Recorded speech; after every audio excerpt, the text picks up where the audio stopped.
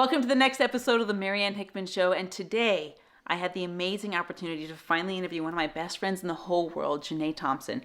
Now, we've known each other for quite some time, and we went through some ups and downs, really deep downs in life at the same time. And guys, what Janae has learned as she has pulled herself and her family up by their bootstraps and made something so beautiful and so magnificent and continues to bless the lives of everyone who has the opportunity to see her on social media.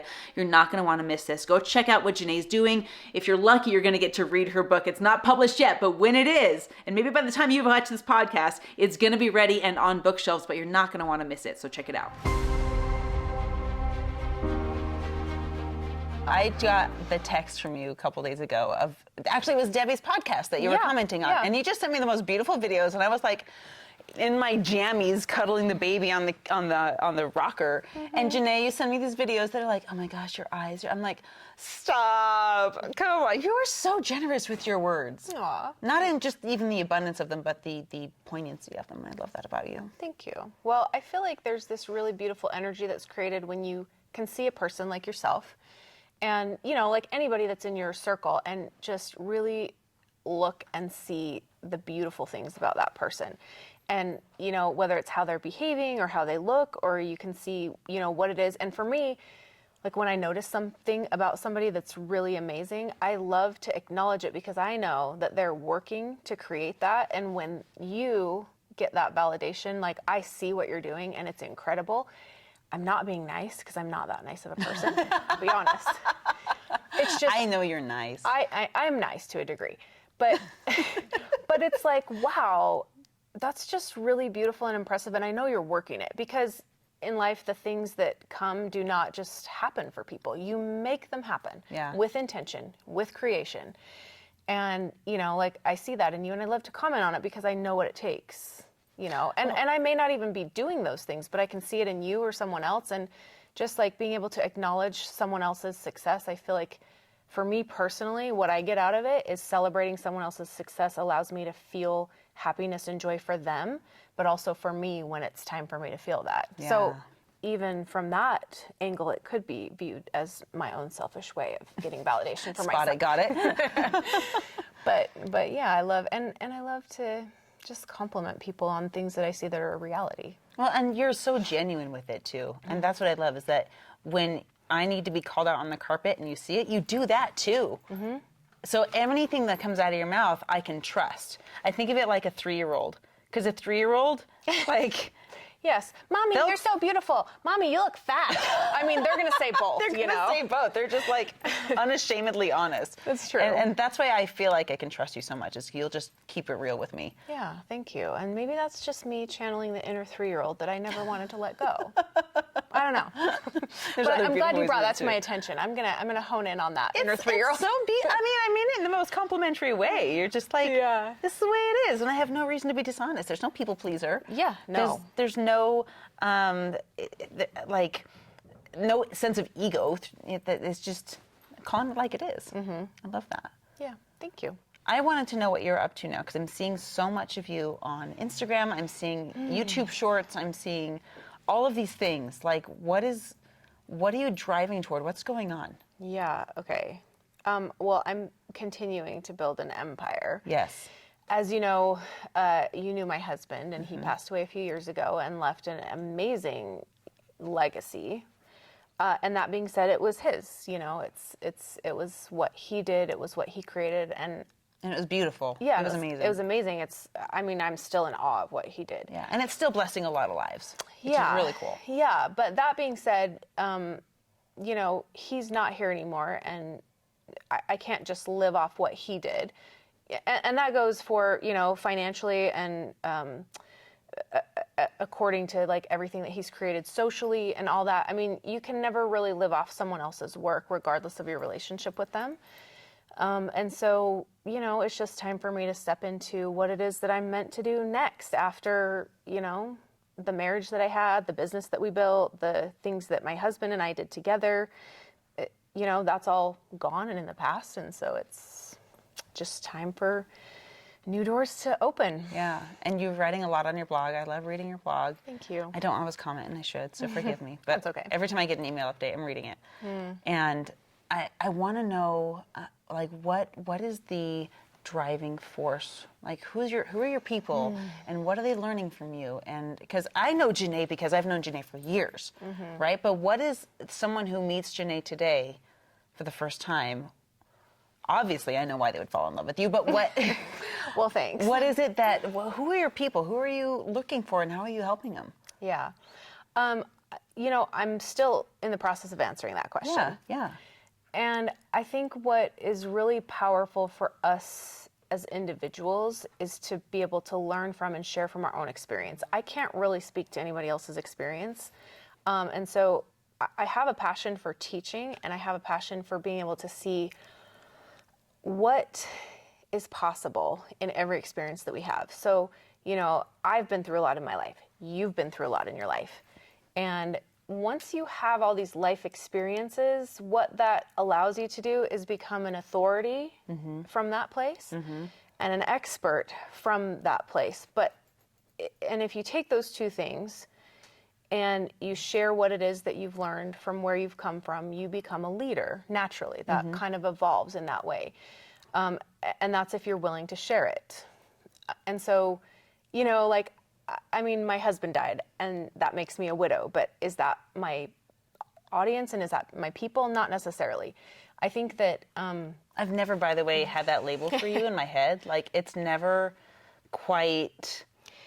Like, I know the definition of the word widow, but I've never associated it with you, even though I know that the paperwork is there. You know what I mean? Right. And I associate that in reality with someone that has like white short hair, Right? and is like 90 years old. You don't fit in the box. Right.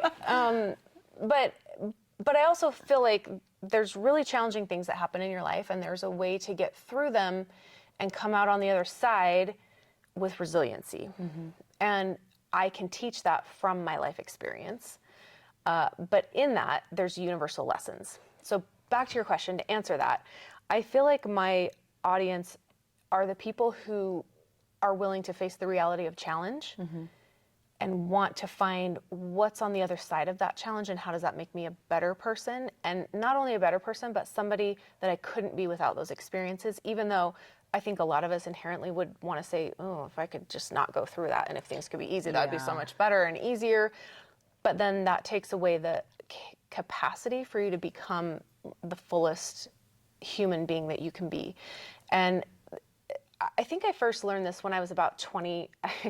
I was engaged to this guy, and I thought he was like super cool, and it was not the guy that I ended up marrying. But from that, after we broke up, I was like heartbroken, and I was like, I don't know, 21 years old, and I was like, oh, I'm never gonna get married again. I'm never gonna have another opportunity. I'm so old.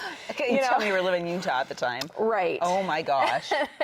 We're just babies. Yeah, and so I was like, but to that point in my life, that was the biggest challenge that I'd really had, is this breakup of a relationship.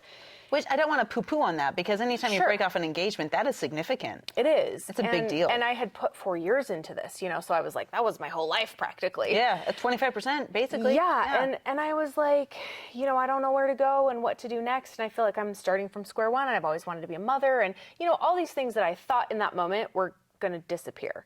And in that moment, my life was relatively inexperienced. That's the reality of it. But we can look back and say that, though. Sure, we would never say that in the moment. No, at the time, that was like the forefront of my whole world. And then I met, the man that I would eventually marry. And what I realized from that was that experience being engaged to somebody who kind of brought out actually the worst qualities in me. Versus somebody who brought out the best qualities in me. And I'm the same person the whole time. So it's not like I'm trying to be different. It's just this personality was more of a conflict with me. And then Grant's personality was more of an expansion with us together. And I was able to see the contrast. And that allowed me to see, as sad as I was and as much as I thought I loved that person, when Grant came into the picture as my new partner, it expanded. And then I was like, my capacity to feel, my capacity to be, my capacity of what I thought I was capable of is like 10 times what it was at that point. And so, like from the depths of sorrow that I was in that moment to as much love as I could feel for my husband, I just realized that my capacity to feel had expanded through those experiences. And then I was like, oh, that's really interesting. That makes a lot of sense, that as we go through these experiences in life, it expands our capacity, expands our ability to feel ranges of emotion. And it also expands our capacity to do and be more of what and who we are as we discover those elements and aspects of ourselves. So again, back to your question, I love to teach those principles, and I feel like doing it through story and experience is the best way to connect with people. And where I'm taking that, I am still in the process of discovering. I have, some very specific things in mind, because I don't feel like it's one of those things where you just do it and see what happens. It's very intentional, but also it is another process of discovery. Yeah. So, and I know you to be a very intentional person, and I'd love, whenever I ask you for parenting advice, I am like, oh my gosh, I need to write everything down, because at your best as a mom, you provide so many opportunities for the boys to grow and learn from mistakes and learn from actions, and I freaking love that about you as a mom. Thank you. I love that about you. That's the highest compliment anybody could pay, and my son's actually here listening, so I hope he's listening to that validation I just got. See, honey, I am a good mom. Right. I mean, the fact that you're here, bro. You're gonna start your podcast, right? Yep. I mean, he's got. I content got a for nod days. downstairs. Yeah, so. just like Dad, he just is full of incredible ideas, and Mom, Of we course. both have incredible ideas. Yeah. Yeah. I remember when we first met, we were both married, and then within less than 2 years, we both became single moms. And your journey started before mine did. I very briefly was a part of you as a married person. Yeah. And then that ended really quickly, and I was kind of right there in that moment when that happened. You had a front row seat. The transition happened, and I was like, "Whoa, this is intense." And there were a lot of moments of deep struggle for you, and I didn't quite understand it. And then I lost my husband, and then I understood it. And then I feel like probably for a year we were just each other's Everything confidants. person. Oh yeah, I mean, for that time. We were essentially a couple. Yes, I would venture to say sister wives or something. I mean, without the wife and without the husbands for sure. But there were a lot of overnights, and you took me in, and weekends when I didn't have my kids. I mean, I still have your sweater, by the way. Oh yeah, I want that back. I know, I need to give it to you. Kidding. Thanksgivings ago. But it was I was so grateful for you. Yeah. Still am. Yeah. But especially in those moments where I'm like, yeah, I don't know who I am right now. Right. I've lost an identity that I thought was a defining identity. Yeah. And who am I without that? And can you be a container for me to grow? And growing means messing up. And I need someone who won't judge me, who I can talk to about all that. Yeah. And the answer for you in that moment was always yes, because I just felt like, of all the people I've met in my life, you're a very spectacular person. That's not to say, there's many spectacular people in my life, but from the moment I met you, I could see that incredibly. And I feel like as I've watched your growth and your development really express, I'm like, yep, I was 100% right. And it's really interesting to meet someone in their kind of lowest struggling moments. And I'm not saying that was your lowest moment. It was one of them. But I think we've shared a lot of pretty darn low moments for both of us. Yeah, yeah. I just was so grateful that you were there. And I watch you treat other people this way. It wasn't just some special benefit I had. You are such a beautiful space of, and the way you do it is not a way of, I'm trying to put a feeling into words. When someone comes into your space, you allow them to make mistakes and still love them, but you also create, and I know you do this with the boys too, a space for appropriate analytics is what I'll call it. Okay. For example, did you like how that turned out? Right. Did you like what happened when you did this? And it's not a shameful, you shouldn't have done X, Y, Z. It's how'd that go for you? Yeah. And I think it's in asking those questions that you find your truest path to yourself, to what you want, to learning, to finding the lessons in your, mistakes. Although I don't consider things mistakes per se. I think I do with myself because we're always hardest on ourselves, right? But with other people, I don't see anything anybody does as a mistake, especially if you learn from it. And I try to coach myself on that. And certainly my boys, but it's like you have all these decisions in your life you can make, and they all have outcomes, right? And the outcomes are sometimes like really desirable and feel good and yummy, and we can label that good. Like that's a good thing. You're successful, or you did it. That turned out well. But on the flip side of that, there's, what you could consider mistakes, but I just call them learning opportunities. And even with my boys, I've kind of changed my languaging around that, in that, there's no good, there's no bad. And don't get me wrong, I still use those words, but inherently my belief is not connected to this is good and this is bad.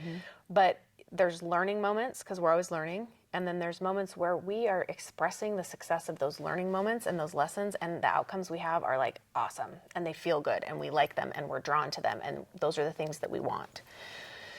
And so it's just, there's success and there's learning moments. I'm a big believer in that.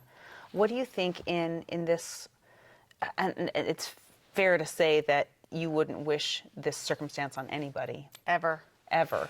But you have taken it, and through the wings of grace that you are and that you have taken this circumstance and said, who am I? Who do I want to be? What did you learn most about Janae in the past, half a decade? Oh, that's a deep question.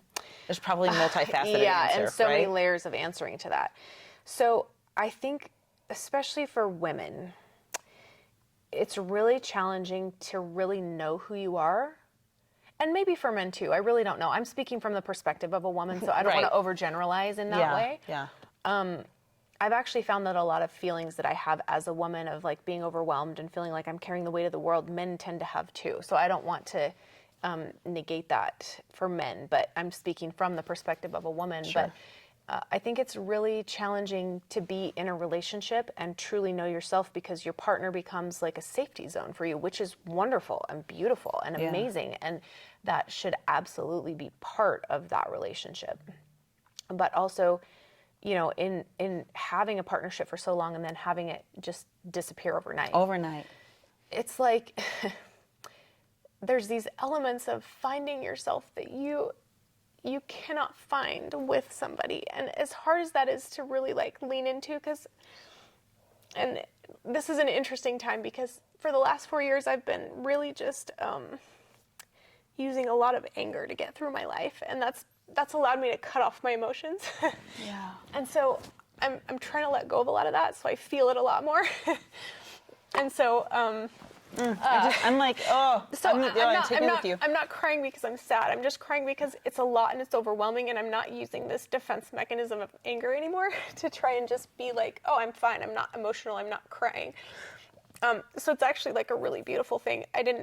But it is harder to engage and get through your words and all of these things. But that journey for me has been, you have to look at everything that you are, and you have to accept it, and you have to build on it, and you have to do it because there's nobody else that's going to help you, and there's nobody else that's going to find it for you, and there's nobody else that's going to catch you when you fall. It's just you. So you really have to know you.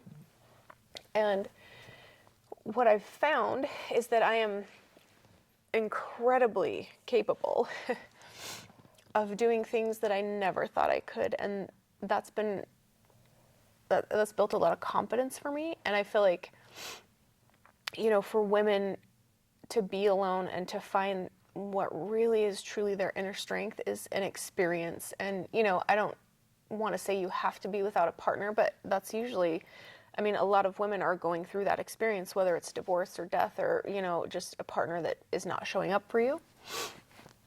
But not having that safety net anymore really, in a way, forces you to find what your strengths are. And I think the thing that I've found the most, powerful and tender to me is operating from this place of really, really unconditionally loving myself and allowing that to come out to love other people, and then learning how to set up boundaries around that love for other people. So, being able to love unconditionally and operate from a place of love but then having boundaries to protect myself. And without the boundaries, that's when I get taken advantage of and have been taken advantage of, and not having a partner there to help protect me and run these things by me, and, you know, or for me to run things by him, and just have that like cohesive partnership. It's really forced me to look at what are my values and how do I interact with the world with those values, and do it in a loving way. And you know, like, I just want to operate from love all the time. And I think that's totally possible. And at the core of who I am, I feel like that's what I've discovered. And how that plays out doesn't always look loving. Like, I still yell at my kids sometimes. We all have our, when I'm at my best, this is how I do it. Right. Right? Right. But really finding for myself that place, where do I operate from? Is it from love? Is it from desire? Is it from, you know, like wanting to find success or wanting to have a certain outcome? And, you know, even in business, this is where it's like, you know, if you really like get down to what it is that needs to be created in your business, you can do it from a place of, I have to make this work because I need to make money, or I need to have this type of success, or I want to be seen in the world this way. Those are all outcomes. But from what place are you operating? Are you operating from a place of fear and scarcity, where you create those things because you want money and you want success and you want fame or you want validation? Or are you operating from a place of love, where you can create those things, and those can be the outcomes, and they're amazing, but you're not attached to the outcomes? And so I guess to answer your question, I've really been finding within myself, like, how do I live a life that's based around love and letting go of the outcomes, but still working from this deep place of capability within myself to express like the fullness of what my potential is. I love. So that's a kind of a long answer to that. Every portion of that was so beautiful, because this, God, like, the resilience is such a good word, and I love that you use that, because resilience only exists when you're tested. Yeah. You can't prove you're resilient unless you get beat up. It's true. And you have been beat up left, right, up, down, backwards, and sideways with, you know, with the loss of Grant, and then with what do I do with this business that was thrust upon me, and then are people in the business working with me or for me or against me? Or against me. Right? Mm-hmm. And how do you navigate that without a sounding board, or without someone that you can have at your side, and you are your only sounding board, and that's got to yield mistakes that wouldn't have been made otherwise. And but this discovery of who am I, and I'm forced to ask myself the same questions when I hear you talk, because I think a lot of people, and this is going to sound weird, but they're robbed of the opportunity because of the level of comfort they experience. Yeah. Yep. And I certainly lived a life where that was the case for, you know, a time. Yeah. And even in that time, it wasn't without challenges. Of course, yeah. But I think that the opportunity that comes from adversity is just that, is to find how deep your inner strength goes, because the comfort's taken away. Yeah. And, you know, like, the other part of that is the desire to refine that comfort. It's like, how do I get back to that place? Yeah, we want to experience that again. We want to get to the place where we can experience the life we work so hard to build. Right. Yeah. I think that's the goal for everybody. Yeah, it is. I mean, to the degree that, you know, I feel like with everyone, there's elements of our lives too that I think are comfortable, and there's other elements that are not comfortable, and it's not very often that we get the opportunity to have just about every element of our life not comfortable. But that's also where huge opportunity for growth comes. But also for those who don't have to go through that, it's like leaning into the places that are uncomfortable and really learning from that as well, because it doesn't have to be this life-shattering event for anybody to really find who they are and express, you know, the highest and best parts of themselves. But at the same time, that forces you to do that. On the day-to-day, when it really sucked, how did you get through it? I think, well, the first half of today was that. Now that I'm with you, it's so much better. Oh. But I'm so glad that you came, by the way. Yeah. I know it's a long drive, and I'm glad you came. Thank you. And it was raining very hard, and we hydroplaned for just a second. but like not in a, I mean, it was literally just a second. Yeah. And my son, who's 14, was with me, so I was like, Yeah. did you feel that? He's like, yes. I was like, do you know what that was? He's like, no. So I explained to him, this is hydroplaning. He's like, oh. And I explained to him the whole concept of it. So again, it was a learning moment. Yeah. Every moment you can got, be a learning moment. a year till he's driving? Not even that, because he turns 15 in like 2 months, which means he can get his permit, which means we're looking for a car, which means, oh my gosh, I'm going to be driving with my child, which I'm very excited to have another driver in the house because it'll be great. I have been the sole driver, and that's a lot because I literally never want to leave my house. And if I have to get in my car and go, I don't want to do it because I want to stay home. That's where it's comfortable. And I've created in your house, I would never want to leave. Yeah, I've created an oasis where I'm like, this is my little healing safety zone, and if I go outside of it, I'm like, the world is a circle of safety. That being said, I love to interact with the world, but yeah, I kind of lost my train of thought. What was the question? when it was hard, like. Oh yeah, when it was hard. I feel like I was talking to Christy Hunter. Have you met her yet? I don't know that I have actually. You'll fall in love with her. Okay. She's a singer-songwriter, and she writes music like people breathe. It comes so What a naturally talent. to her. I wish I Get had this. that. So she was just contracted by a charity organization of some kind. I don't know if I'm naming it correctly, but they work with kids with terminal illness. And what they've hired her to do is write kids' songs with their names and their families and their struggles and their triumphs and their journeys. And she writes songs for these kids. Wow. Can you imagine, like, this is one of the most angelic callings. Yeah. But anyway, so I don't know why she just popped into my head. You just have to meet her. Yeah, I would love to. Well, and that's now I know, interesting okay. because, songs, I mean, that's actually one of the ways I cope is like finding songs, and I'll have a song that's like my song when I'm like deep in sadness. This is the Your song that I catharsis listen song. to. Yeah. And when I'm happy, this is the song I listen to. And when I'm really mad, this is the song I listen to. I have those too. Yeah, I have soundtracks on calm down. Spotify. Yes. I'm like, I need to be rageful right now. Where's my rage music? Yes. But in that, the answer to your question is actually to just really lean into the things that I'm feeling and not try to change them per se. I mean, there's a time for feeling what you're feeling. There's also a time, if it's anger or sadness, to get out of that because you don't want to live in that place. Yeah.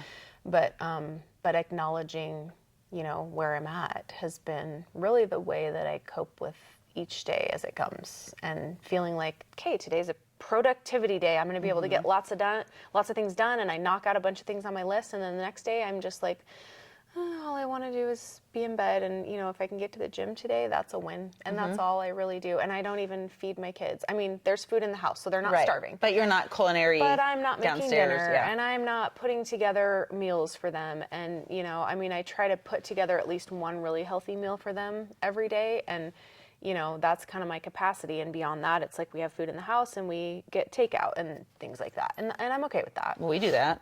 Same thing. And but again, it's like coping with what am I capable of today? Yeah. And sometimes that's a really limited answer. Well, and sometimes, in my experience, today is too overwhelming to even think about.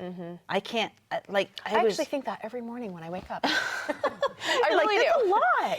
And yet, look at what I'm still capable of doing, and and I'm not saying, wow, look at me, I can do so much, but I'm just saying I relate to how hard things are for everybody out there, and yet, I'm still able to push through.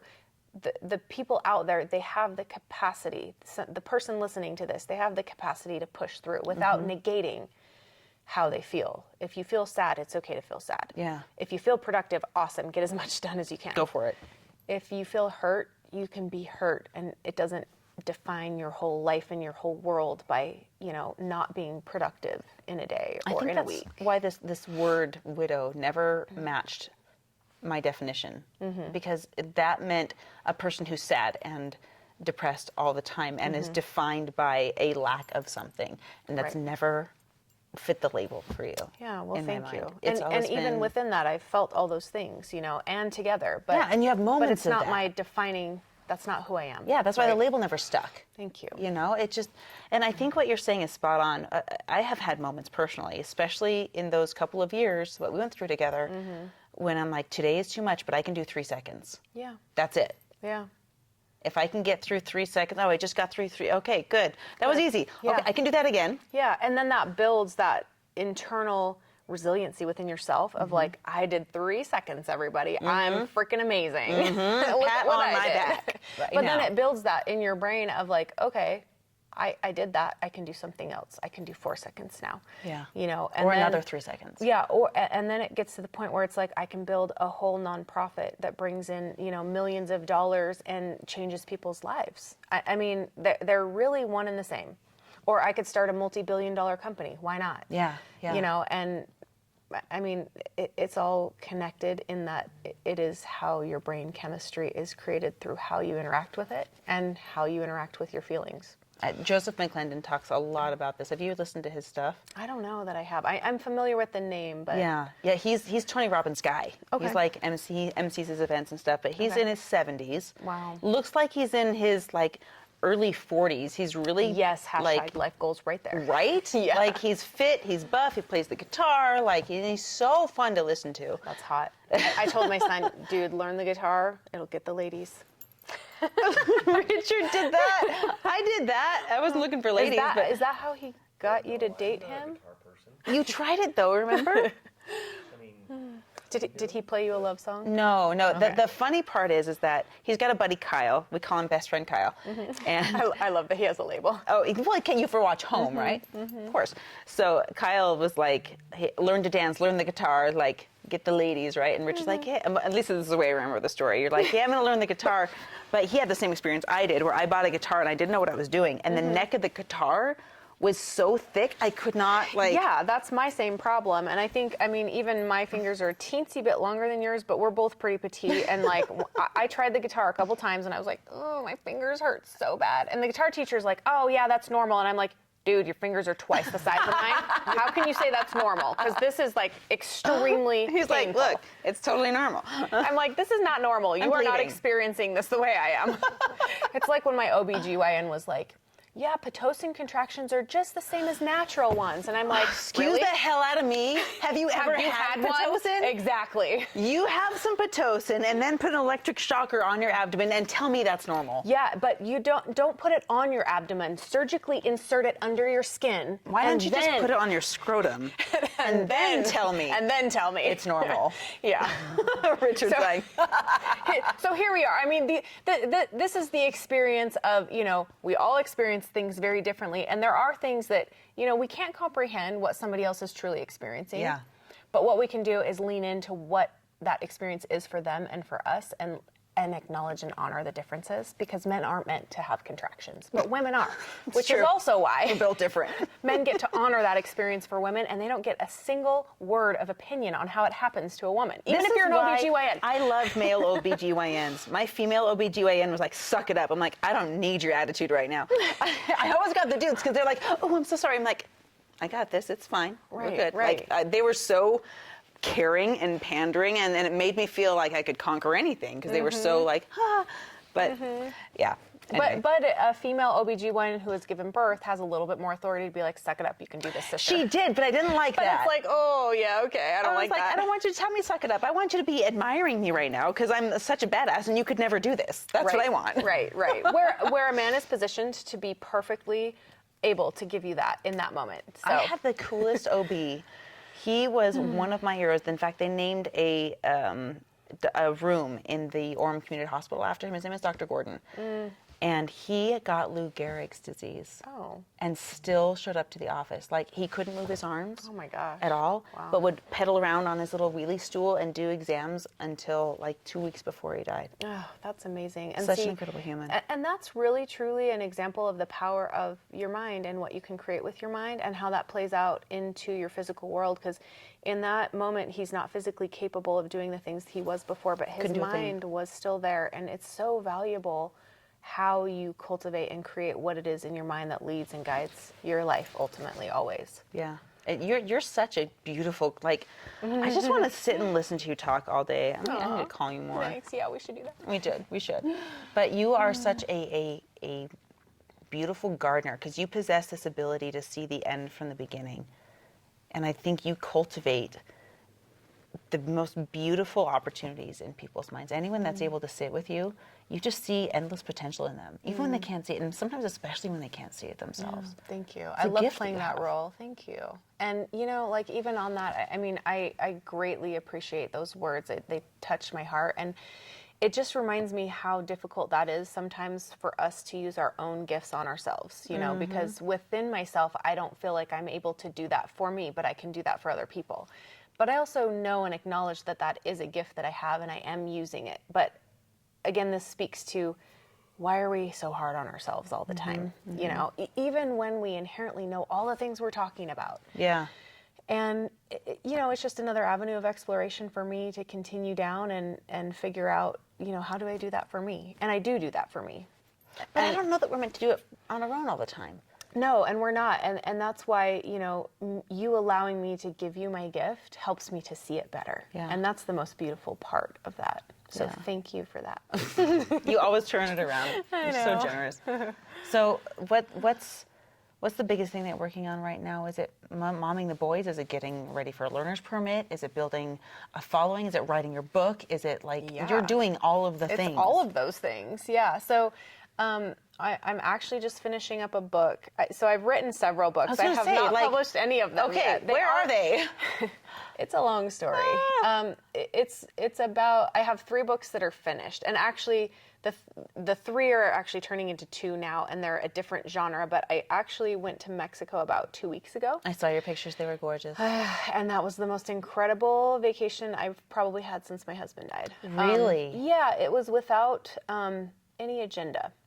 And I needed that. And your motto is follow the energy of the day, so that's perfect. Right. And so I almost talked myself out of going to Mexico because I could feel within myself the self-sabotage that was happening in that moment, but I was able to push through that and find the strength to say, I need this and I'm going, and I'm going to go through what it will take to get there, meaning like the childcare and the flights and, you know, setting all those things up. Yeah, because on your own. It's a lot to do that. But when I was there was this magical moment that happened, that the book that I have wanted to write and have tried several different avenues to write. I've started it probably about 30 times. Jeez. It was born there, and I'm over 20,000 words in. So it's no longer like this book I'm going to write. It's now a book I've written, and it's incredible. It's far superior to any other book I've ever written that was trying to be this book. So I'm really excited about it. It doesn't have it does not have the resolution at the end, so the ending's not there. But the meat of the book is there and finished. And do not ask me for a time frame on when it's coming out. But this one, I'm 100% committed to rolling out. So that's been the heart project I've been working on these last couple weeks, and I've blown my own self away in how much progress I've made in that, which that's really a cool feeling, because I think that's also helped me to process a lot of kind of like the anger and negative emotions I've had around my life circumstances. And maybe that's why I'm feeling the way I'm feeling now, where I am just so much more vulnerable in my feelings, because I've processed a lot of those things through this writing. Most beautiful ways I've seen you in the last 5 years. Thank you. It's taken a lot out of me. And it is hard. Oh, and anger is a secondary emotion. It is. Richard coined this phrase for me. I've always known it to be true, but it comes from either feeling betrayed or feeling hurt, which is most often, or being scared, and sometimes a nasty ball of all 3. Yeah. And for me, you know, like being with the person that I loved so much and just saw myself with the rest of my life, and never wanting to go outside of that, and then being forced to, it was such a deep sense of betrayal, that the pain that connected with that was so big I couldn't even look at it. And so I just tried to pretend it wasn't there. And then I just got really angry at him for leaving me. And regardless of it being death, you know, that's my publisher, the most amazing guy that I've ever worked with. He's reading my book, and he's like, who did you have help you write this? And I was like, no one. He's like, you wrote this by yourself? And I'm like, yes, I wrote this by myself. And he's published hundreds of thousands of books, many bestsellers. And he's like, you really wrote this by yourself? I'm like, yes. And he's like, I'm not saying that in a way that I don't think it's possible. It's just I've never seen writing like this from somebody that has never really like actually produced a book. And I think that I've just been waiting for myself to get past that wall that I've had up of using anger as my defense mechanism to just really produce the things that, you know, are part of the softness of who I am and the beauty, and also like the deep pain that I myself have tried so hard to run away from. Yeah. And I can't. So, you know, it's taken me years, but I'm very slowly starting to face it. And the ability to feel is something that I've really tried so hard to shut off. But you're so good at it. It's like trying to turn off your gifts. It's right.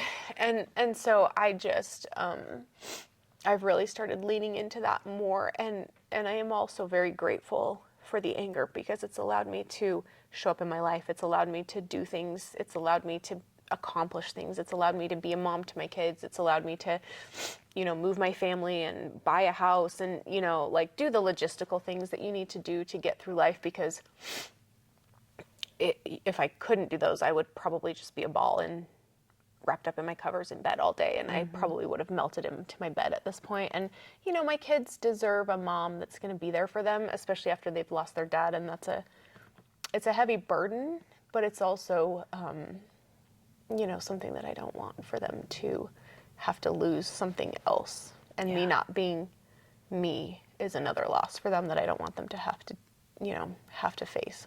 That's so true. So the anger has served me very well. Yeah. Well, you've channeled And I'm grateful for it. And you I put have it into channeled productivity, and now it looks like it's like maybe it's not serving. Yeah. So, gosh, I didn't mean to make this into a cry fest every 5 minutes, but this is it's also part of the process. Maybe this is just selfish of me, but I'm so happy for you. And that sounds weird to say, but that, I mean, to be in that and to come out of it with the refiner's fire that it has been. Yeah, it has, and I'm still smoking. Well, I think we all take our turns, right? And that's Right. okay. The thing that kept going through my mind is when you said allow yourself to feel, it's probably a weird analogy, but it's very personal for me. As this is going to sound, again, very strange. I remember when I was babysitting a little girl. I was probably 10. So they were really babysitting me. But we were at like this Chuck E. Cheese-esque place. On the way home... Pizza, lots of energy, dirty toys. Okay, exactly. Yeah, you got it. Animatronic weirdness happening there. I'm in the car, and we're driving home, and I start to feel real sick because of all the things you just said. And I remember, I'll never forget, we were just getting off of I-70 on the Youngfield exit, about to turn north on Youngfield. And I turned to this sweet little 2-year-old girl who's in the back seat with me, and I puke all over her. Oh, all over her. Yeah. Yeah. I did not. She was probably very traumatized. And so were her parents, and I don't think I ever saw them again. Like, it was bad. And they pulled over, I opened the door, I threw up again outside. And this let me come back to the analogy of feeling. When you feel so sick that you have to throw up, I don't know if you're like this, but I'm just like, let me throw up already, and I know I'll feel better when I do. Right. Right? Just let me feel this, let me process it, and let me get it out, because if I swallow this down, I'm just going to continue to feel sick forever. Right. I feel that, for sure. When I'm at my best, I don't like to emotionally throw up on other people. Right. Because it makes a huge mess, and people get grossed out and hurt by that. For sure. At my best, when I throw up, I have either a trusted support person holding a bucket for like, you. hey, I need you to hold this bucket for me while I puke. Don't judge me, just hold my hair, right? Your beautiful hair. But sometimes it doesn't happen that way, and I have emotionally thrown up on people, and it has damaged relationships. Right. And Yeah, and even just to take that analogy one step further, it's like, what if in that moment you could have acknowledged how you felt and made the parents aware? And what if I had said something? Yeah, and really like just been okay with how you feel rather than trying to hide it, and then you hide it, and then you literally explode, and it lands on somebody you care about. Yeah. How does that feel? It's like, I feel like a jerk now. Yeah, and you just said something, and I never thought of this before, but if I had just tapped on the driver's seat and said, I feel real sick, can we pull over? Right. That would have been sticking up for myself, and not really defending myself, but at least advocating. Right. and saying, I'm feeling this, it needs to happen. And what if we all did that emotionally? Yeah, well, and I mean, I can't tell you how many times I've just tried to hold it in and then I barf all over somebody emotionally. Yeah. And, you know, treat them unkindly, even though I love them, and have regrets around that. I've done that to my own kids. Yeah. I mean, I think we all have, but it's where the lesson in that is learning to advocate for yourself and love yourself so that you're not holding it in and trying to hold it by yourself. And as I'm saying this, I'm really speaking to myself. Yeah. Still. Yeah. You know. I'll never forget the first time one of my biggest regrets in parenting. People say, live without regrets. I'm like, no, I have regrets. There are things that I wish I hadn't done. Yes, I'm willing to learn from them, but I do have things I wish I wouldn't have done. Sure. When my daughter, my oldest was 5, we got her ears pierced, and she took out her earrings, and the hole started to close. And I was in such a scarcity mindset that immediately my brain goes, that cost me $80 to pierce your ears. And it was just, it boiled over in this thing. So I was trying to put the earrings back in, and she was fighting me because she's a stubborn girl. It has served her well. Yeah, and in many ways. I couldn't imagine where she got that quality. Oh, well, weird, I know. It is so hard to face the mirror sometimes. But we clash Well, it's heads. also, you know, like our strengths are our weaknesses too. Yeah. You know, Yeah, I it's think not a that. bad thing, but it's those, Channeled in the right way. right. So anyway, it was the first time it got so heated, and she got so angry at me. Again, this is really embarrassing for me to admit, but it was the first and only time I've ever spanked my child. Because I just wanted her to obey. And I saw the look of betrayal in her face, and it broke me. Yeah. And I scooped her up, and I was like, I have just created a core memory, and I like have all this regret. And I scooped her up, and I crawled in my bed with her, and I was like freaking out because in my brain I've just betrayed my child. Right. The person who should love and protect her gave her a spanking Right. for no reason. Right, right. Well, and I mean, it's not no reason. You're coming from a place where you're scared, you know, like at that time in your life, if you don't have the finances to just like, oh, it's no big deal.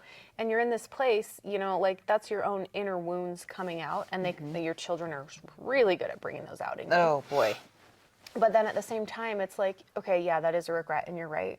But again, what's the learning moment that can come from that? Well, you know, like maybe she has an opportunity now, and, you know, I'm not condoning spanking or, you know, putting your kids in any position, but it's just going to happen because we're human. And, you know, I've done that before, and I've parented in the same ways, and I've had the same regrets, but at the same time, like knowing that our children are resilient, and they're also going to use those experiences to learn, how do I become a better human, even at 5 years old. Yeah. You know, and it's not the parent's job to do that through that type of discipline, but at the same time, you know, if our lives were just easy all the time, what kind of people would we be? Yeah.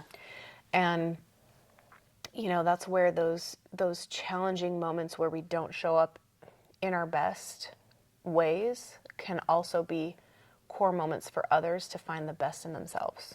And I ascribe to this big time. This has developed over, now she's 17. And I've actually talked to her about this moment because again, the Which guilt is so just amazing, you know, that you guys can have a relationship and talk about that, and you can be in your vulnerable parent moment and say, I really didn't show up the way I wanted to. And that's the point. That is the whole point. The emotional vomiting on someone else, I think if you're there to clean it up, and if you're there to own the mistake and say, okay, and this is something I've learned so eloquently that you've magnified, and you do such a good job of this, is saying it is so critical for our kids to watch us when we clean up our own mess, when we clean up, because we're gonna make mistakes. And I grew up in a household where I think my parents tried to hide, unsuccessfully, a lot of the mistakes, and they were just doing their best. I have no fault with that. Yeah, sure. But the lesson of how do we fix it when we break it, the kintsugi principle.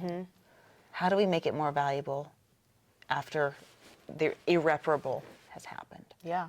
Well, and that's where, you know, I should probably just wear a cleaning uniform all day because I am so willing to clean up messes that I make. Even some others make, and that's a line for me. I'm trying to boundary, but I feel like we should make a reel with just like hazmat uniforms, like, hey, we should. my mess. Yeah, my mess, but I'm willing to clean it up because I am willing and capable because I know I can fix this.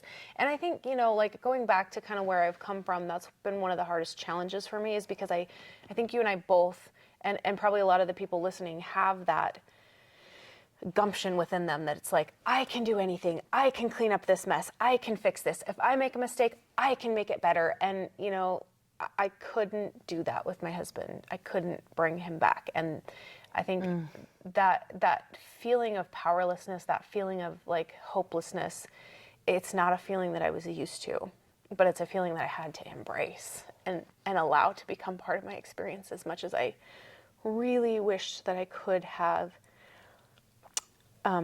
negated it, walled it off, run away from it. But that's where your deepest, most meaningful lessons can come from, is really like leaning into those things that maybe you actually can't fix, and just accepting that, because there's many moments in life where that's also the case. Yeah. There's messes that you didn't make that you have to clean up, and there's things that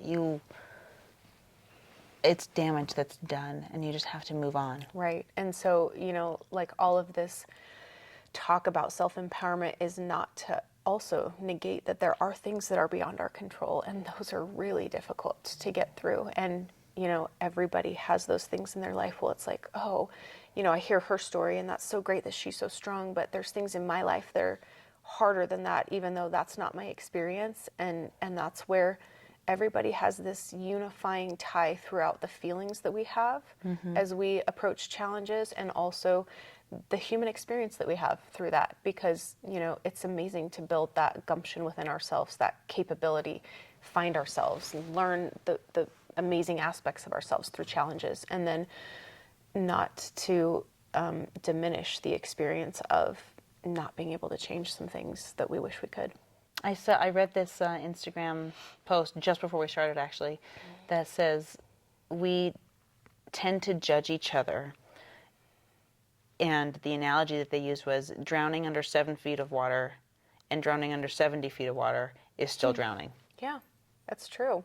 Everyone's traumas or perception of traumas may be different, but the feelings are the same. Yeah, yeah. And that's where, you know, thank goodness not everybody's going to lose their husband, but in some other woman's world, a loss that she's feeling can feel just the same as the loss I'm feeling, and they're different losses, but that doesn't diminish the human experience that we're both having at the levels that we're having them at, in our level of capability and the level of, you know, loss or helplessness or hopelessness or whatever. And that's where you really truly find this connection within human experience. And that's where I'm coming from, is, you know, like teaching that through adversity there are beautiful lessons to be had, and there's a lot of acceptance within that is really just hard to do when you feel like you could or would or should have changed something and you can't. Is that what your book is about? A little bit, yeah. It's my book is an emotional roller coaster through the highest highs and the lowest lows that are possible in life, and it's a page turner, I'll tell you. Yeah, I'm like, I want a transcript of it, seriously. Like, yeah. If your publisher will let you, or if you not want to tell them, and just, like. Oh yeah, I would love to let you read it first and give me your take on it, because like I said, it's not done, and there's a few key elements that I feel are out there that need to be added to it that's going to make it just like, really, dare I say, the best book you've ever read in your life. And I'm not saying that because I feel like I'm a great writer or that the story is that great. It's just that the content of it and where it's coming from is so tied in with our human experience, that everyone that reads it will be able to feel in their own life how all of these principles and experiences and life lessons apply. And that's my intention. Yeah. So do you think that the book is, you said it's not finished, is it because that you haven't lived the last chapters, or because you haven't been able to articulate the last chapters? That's a really good question, and it's both. The last chapters that I haven't lived yet are not going to be part of this book, because they don't exist yet. Yeah. But the part that has been lived, that is the part that I grasp is coming, that's the most beautiful expression of, you know, what is to come in my life, I haven't reached it yet. So it doesn't exist yet, but it exists within myself in a feeling of knowing where my life is going and who I am, and what that is creating right now, has created in the past, and will create in my future. It kind of feels like a choose your own adventure ending. in a way. Yeah, I mean, I never thought of it like that, but it totally could be that way. And I feel like as a reader, that's how I would want to feel, because I want to know that whatever I want to create in my life, whatever my desires are, the expression of that is on the other side of me acknowledging this is what I want, and now I can go out and do it. Are you gonna like do a speaking tour and like I don't know. I mean, signing party and I'm and totally all the open to things? that, but you know, right now I just am wanting to finish the book. Yeah. But Because I can say on stage, I could see you touring all over the country and all over the world. well, thank you. If it's what you want, you Yeah. could so do that. Yeah, and I'm open to that opportunity based on, you know, what it is that I create with the intention of like, what do I want to do with my time? Because Yeah. that's really the most important question, and my kids are still pretty young, but also wanting to really live the fullest expression of what I'm capable of with my gifts and skills and talents, yes, is the answer. And I will be there 100% to support you. Yes. Sit in the front row. I will introduce you, bring you on stage. Like, holy crap, Janae. And you're so good at that too. my So, God. yes, my main MC girl right here. Man, I'm so glad that that's coming out. Yeah. I know a lot's been in the works. Yeah, it has, and it's taken me a long time to be able to really dig into the depths of the content that I have to bring it out in the way that it's meant to be brought out. And it's taken me becoming okay with where I'm at and who I am and what I've been through to be able to really truly express that without the anger being an underlying theme in everything that I do, because it has been for a long time, Yeah. really frankly. And again, it's because it served me well. Yeah. Well, and it's like I said, it's leverage in some ways. It's a warrior It energy is. that gets stuff done. Yeah, and it feels good, and it helps me, you know, continue on. And it's not the way of life I truly want. Yeah. But it is a way of life that gets me to what I do truly want. And that's the beauty in every experience we have as human beings. So let me ask you this. Just as you wrap up, I know each of your boys. What do you hope for them? My deepest hope for them is that they will find the truest who they are within themselves and know that everything on the outside of that doesn't matter or influence what's already inside of them in who they are, and being able to feel the peace that comes with that knowing. And then from that place, you know, go and create whatever it is that you want. Are they starting to create things already? Like, I mean, every day. yeah, well, I mean, you're creating. I saw your drawing yesterday on Instagram. Like, oh my gosh, that's amazing. Like, Yeah.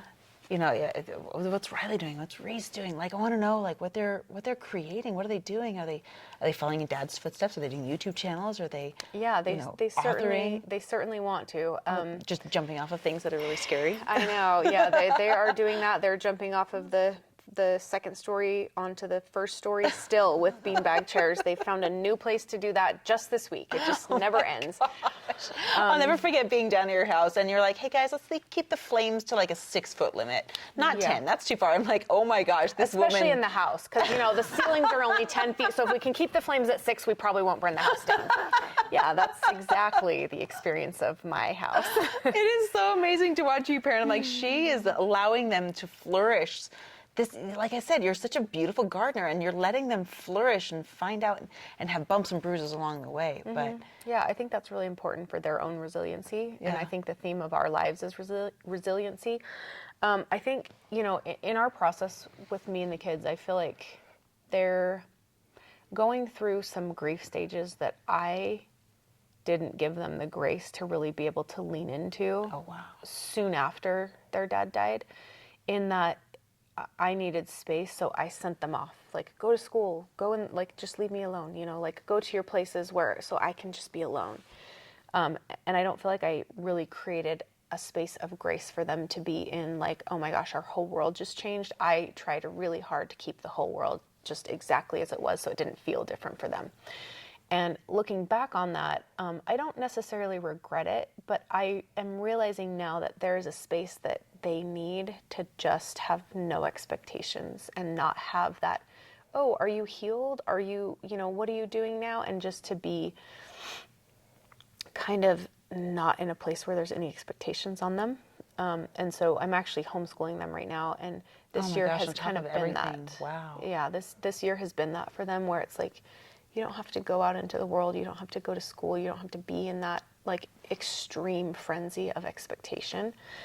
And that's allowed us to kind of really step back from a lot of expectations we've had and do a lot of healing in a way, and also catch up on the necessities of school, like reading and writing and math that kind of got neglected during Dad's gone and then COVID, and Mom's not really showing up for you educationally right now. And so, that has been really fun because they've all caught up in, those basic things and had a lot of time to be able to be with themselves without a lot of pressure and expectation on them. Mm-hmm. And so I feel like that's been really good for them and really good for us. And from that place, I feel like we're going to be in a much better position as a family to just continue on and be happy and do really cool things. And, they're all capable of unbelievable things. I mean, Oh, absolutely. I've watched it firsthand. They have incredible ideas and minds and, dare I say, genetics from me and their dad, you know, and that's just me saying, we both Grant and I came from this place of, neither of us came from a lot, and we built incredible things because of, hard work and using intelligence that, like what we were blessed with, taking our blessings and expanding them. And our kids have seen that. So there's this whole why not energy. Yeah. That's really admirable. Yeah. I mean, gosh, I don't know, for what it's worth, it has been a jaw-droppingly inspiring experience to watch you take this football team and raise them in a way where they feel loved. They also defend and protect you. They do. And each other. Yeah. And they're good boys. They are. I told my kids this yesterday, and I think it kind of slapped them in the face. It wasn't my intention. Mm-hmm. But this verbiage really hit them when I said, one day, God forbid, no parent should ever have to bury their children. Mm-mm. And I said, you're going to bury me one day, God willing. Yeah. Right? And you're going to bury Dad one day. Mm-hmm. But you're going to have each other your whole lives. Yeah. Friends will come and go, as you and I both know.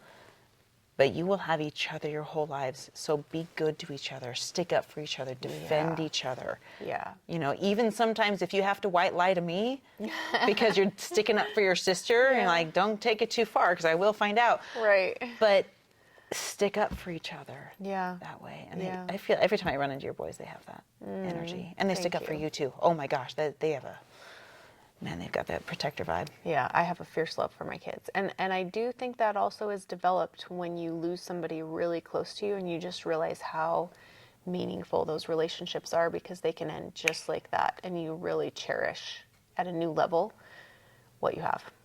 And I'm so grateful for that because the love I feel for my boys now is very different from the love I had for them when their dad was around. And and I loved them both fully. Oh, of course. But your capacity, like you said, you were full, but you have a bigger pool.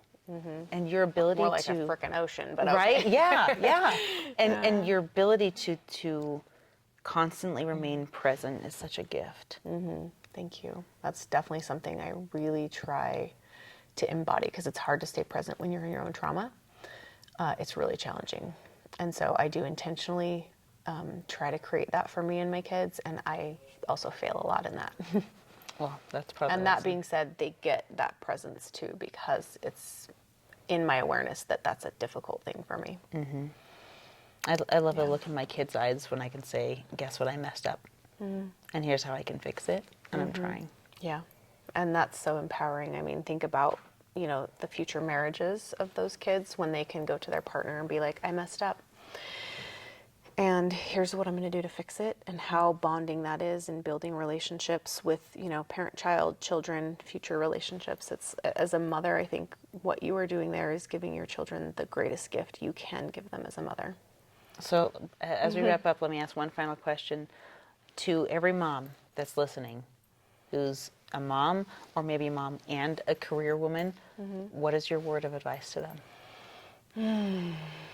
It's so, that's such a deep question too. It's a broad brush. But knowing what's right for you is absolutely what's right for you, for your children. And, this is where this tattoo that I have comes in. I love this one. It just says, like, And I always know, and it's when I go against that inner guidance that I have, whether it's like, don't turn down this road, or your kid wants to go out and do this thing and you just don't feel good about it. Like, there's no reason for me to say, don't go do this thing, but I just don't feel good about it. And then, and you know, like the night my husband died, in my heart, I was like, I don't want you to go flying tonight.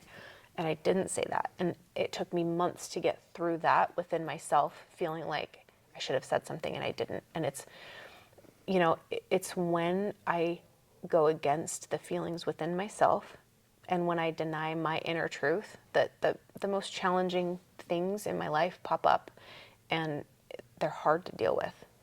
And when I follow that inner guidance, which I feel like I do a lot more now, and I'm so much better at recognizing it. And one of the things that I really learned from that night, you know, when my husband left and never came back, and I've had this feeling, and I'd never had it before, is the punishment for not following through that is not death. In my case, it felt like that was the case, but that's not true. It's just, we all have outcomes for our choices, and that's the truth. And what a beautiful way for my own inner being to tie that lesson to me and for me, in that I always get to advocate for myself, and when I don't, that's when the things that are hurtful really come into my world. But it's not my fault. It's just a reminder that I always know. That is so powerful. And every mom always knows what's right for her, what's right for her kids, what's right for her relationship. You know the answers to every single one of those challenges you have. That's what I would say. Wow. I want everyone to get that tattoo now. Get my own. Right? It's been very, very influential for me. I mean, I had to tattoo it on myself to remember that for a little while there now. But it's that powerful and connecting to your own inner guidance, which is right all the time. I love that. Mm-hmm. Well, friends, I need you to go follow Janae. You need you to go follow Janae. Check her out on YouTube, Instagram. You're everywhere. I'm everywhere. So we'll throw her links down in the description. But thank you. Yes, thank you. Being here today. Yeah, and thank you for inviting coming me down. We're going to have being a part of my world. You're a godsend. Thank you. You too. Love you.